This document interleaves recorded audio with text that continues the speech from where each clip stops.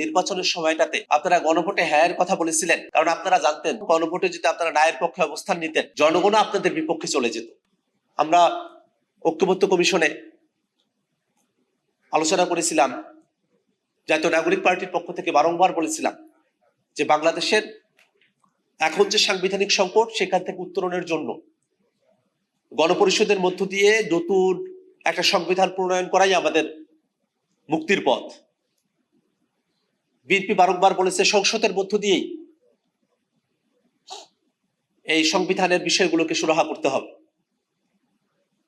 এবং যখন দেখা গেল ঐক্যমত্য কমিশনের আলোচনা সেটা রেকর্ডেড,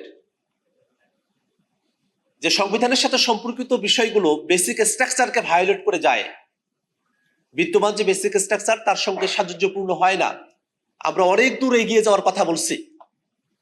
তখনই প্রশ্নটা এসেছিল যে শুধু কি সংশোধনীর মধ্য দিয়ে সংবিধানের সাথে সম্পর্কিত বিষয়গুলোকে টেকসই করা সম্ভব?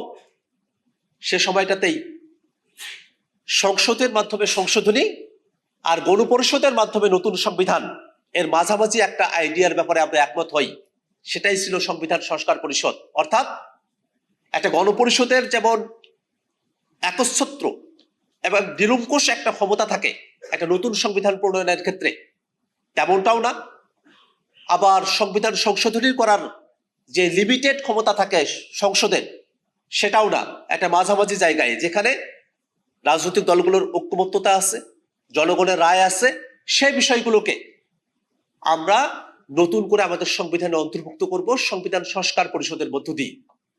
এবং এই সংবিধান সংস্কার পরিষদের জন্য আলাদা কোনো প্রতিনিধিদের ব্যবস্থা না, যারা সারা দেশ থেকে জাতীয় সংসদের জন্য নির্বাচিত হবে তারাই সংবিধান সংস্কার পরিষদের সদস্য হবেন। যে কথাটা বিএনপি তখন বলতো যে সংসদের মধ্য দিয়েই পরিবর্তনটা সংবিধানের বিষয়গুলোকে সুরাহা করা, আমরা তো ঠিক একই কথাটার উপরে এখনো আছি। সংবিধান সংস্কার পরিষদে যারা সদস্য তারা তো সংসদ সদস্যই, অর্থাৎ সংসদের ভিতরেই আমরা আছি, কিন্তু আমরা ফোরামটাকে আলাদা করতে বলছি যাতে করে সংবিধানের সাথে সম্পর্কিত বিষয়গুলোকে আমরা টেকসই ভাবে আমাদের সংবিধানে অন্তর্ভুক্ত করতে পারি। সেখানে আর ভবিষ্যতে আমাদেরকে কোনো আইনগত এবং হাইকোর্টে গিয়ে ঝুঁকির মুখে পড়ার মতো পরিবেশ আমাদেরকে পড়তে না হয়। খুবই সিম্পল একটা আলাপ ছিল, কিন্তু সেখান থেকে তারা দূরে সরে এসেছেন। আমরা এই কথাটা এই কারণে বলি যে ক্ষমতায় আসার আগে নির্বাচনের সময়টাতে আপনারা গণভোটে হ্যাঁর কথা বলেছিলেন, কারণ আপনারা জানতেন যে তখন গণভোটে যদি আপনারা নায়ের পক্ষে অবস্থান নিতেন জনগণ আপনাদের বিপক্ষে চলে যেত। সে জনগণ তো ভোটের পরে তারা নিষ্ক্রিয় হয়ে গেছে, ব্যাপারটা এমনটা। এবং শুধুমাত্র নির্বাচনের মধ্য দিয়েই বা 5 বছর অপেক্ষা করেই তারপরেই অনেক কিছু হবে, বিষয়টা তো এমনও না। বাংলাদেশের জনগণ তারা তো এই জিনিসগুলো দেখভাল করছে, তারা তো খেয়াল রাখছে, এবং তারা সকলে প্রত্যাশা করছে